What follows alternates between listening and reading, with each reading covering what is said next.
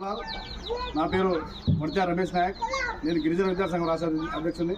దాంతోపాటు ఈరోజు ఏదైతే 2025 గ్రామ పంచాయతీ ఎన్నికలు జరుగుతున్నాయో ఆ ఎన్నికల్లో కొత్తతాండ గ్రామ పంచాయతీ చర్చల మండలం మామూలు జిల్లా నుంచి సర్పంచ్ అభ్యర్థిగా పోటీ చేస్తూ ఉన్నాను.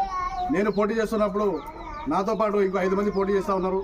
వారందరూ ప్రజాస్వామ్యంలో రాజ్యాంగ ప్రకారంగా రాజ్యాంగ అనుగుణంగా ఈ యొక్క దేశంలో అందరికీ పోటీ చేసే హక్కు ఉంది. కానీ నేను ఏదైతే పోటీ చేసినా అని చెప్పి ప్రకటించానో అప్పటి నుంచే ప్రత్యర్థుల గుండెల్లో గుబులైపోయి వాళ్ళు ఓటమిని జీర్ణించుకోలేక ఓటమి ఓడిపోతున్నామని చెప్పి అనుకుని ఈ ఓటమిని జీర్ణించుకోలేక ఈరోజు వాళ్ళు ఏం చేయాలో తట్టుకోలేక అంటే రాజకీయంగా కానీ మాటల పరంగా కానీ రాతల పరంగా కానీ చేతల పరంగా కానీ అన్ని చేసి చూపించడం అవి ఈరోజు ప్రజల గుండెల్లో ఒక సుస్థిరమైన ఒక ముద్ర చేసుకొని ఈరోజు ఎలక్షన్లో ఓటు అడగడానికి వారితో పాటు నేను పోటీ చేయడం జరిగింది. కానీ ఈరోజు ప్రత్యర్థులు నన్ను ఎదుర్కోలేక కేవలం నా స్థలం ఏదైతే సొంత స్థలం ఉందో ఆ స్థలం మీద ఉన్నటువంటి కాంపౌండ్ గోడను ఈరోజు కూల్చడం జరిగింది. ఈ కూల్చడానికి కుట్ర ఎవరు చేసింది అనేది దాన్ని విచారణ చేయాలి.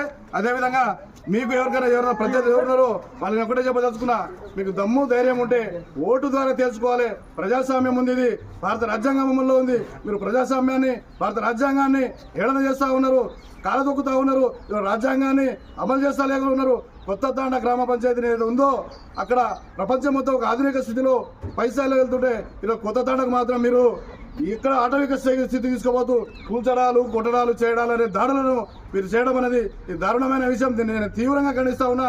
ఒక రాష్ట్ర అధ్యక్షుడిగా ఒక కొత్తతాండ గ్రామ పంచాయతీ సర్పంచ్ అభ్యర్థిగా పోటీ చేసిన నాకే ఈ విధంగా నా మీద నా ఇంటిపైన నా సొంత ఇంటిపైన ఈ విధంగా దాడులు చేస్తే ఈరోజు సభ్య సమాజం మొత్తం గమనించాలి. కొత్తతాండ మంగళకుంట తాండ ప్రజలంతా గమనించాలి. తెలంగాణ రాష్ట్ర వ్యాప్తంగా ఉన్నటువంటి ప్రజలంతా గమనించాలి.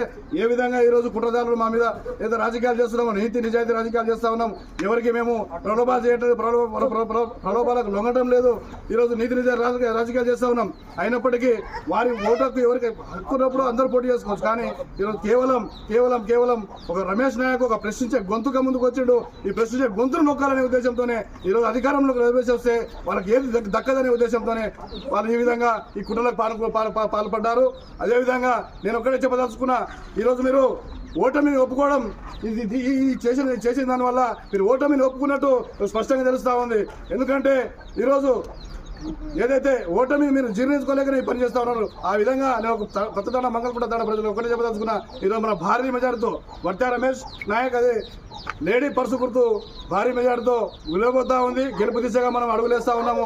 ఆ సర్వేలన్నీ రిపోర్ట్లన్నీ వచ్చాయి. ఆ సర్వే రిపోర్ట్లు కూడా లేడీ పర్సు గుర్తుకు రమేష్ కు గుర్తుపడుతూ ఓటు వస్తుందని చెప్పి సర్వేలు తేల్చడం జరిగింది. ఆ సర్వేలు ఏదైతే తేల్చిరో అవన్నీ వాళ్ళు చూసి ఈరోజు ఈ విధంగా తట్టుకోలేక దాన్ని జీర్ణించుకోలేక ఈ కార్యక్రమాన్ని చేసిరు. దీన్ని తీవ్రంగా ఖండిస్తా ఉన్న ప్రజలారా ఎప్పుడైనా గమనించండి.